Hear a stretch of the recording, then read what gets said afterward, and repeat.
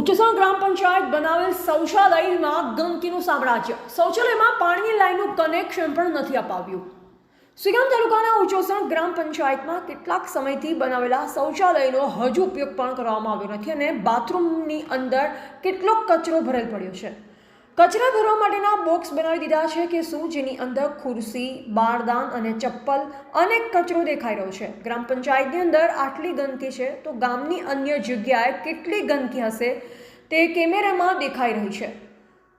ઉચ્ચસણ ગ્રામ પંચાયતની અંદર બનાવેલ શૌચાલયની જાણે તલાટી કમ મંત્રી અને વહીવટદાર કોઈ દિવસ ગ્રામ પંચાયતમાં આવતા જ નહીં હોય તેમ લાગી રહ્યું છે. જો આવતા હોય તો તેમને આ નહીં દેખાતું હોય કે શું? ત્યારે બનાવેલ શૌચાલયનો આશય શું? જો તેનો ઉપયોગ થયો ના હોય તો ત્યારે તલાટી કમ મંત્રી સાથે ટેલિફોનિક વાતચીત કરતા તેમણે જણાવ્યું કે હવે પાણીની લાઈનનું કનેક્શન આપવાનું છે, તો આટલા દિવસ વીતી ગયા છતાં કેમ કનેક્શન ન અપાવ્યું?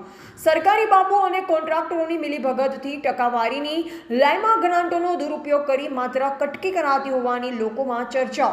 ઉચ્ચસણ પંચાયતના સત્તાધીશો ભારે ગીરીતી આચરવામાં આવતી હોવાની ફરિયાદો લોકોમાં ઉઠવા પામી છે. જિલ્લા ઉચ્ચ અધિકારીઓ દ્વારા ઉચ્ચસણ ગ્રામ પંચાયતમાં વાપરવામાં આવેલી ગ્રાન્ટની તટસ્થ તપાસ કરવામાં આવે તો મસ્ત મોટા ભ્રષ્ટાચાર ખુલ્લા પડે તેવી ચર્ચાઓ આમ જનતામાં થઈ રહી છે. રિપોર્ટર લતીફ ખાન મલેક, સંબંધ ભારત ન્યૂઝ, સુઈગામ.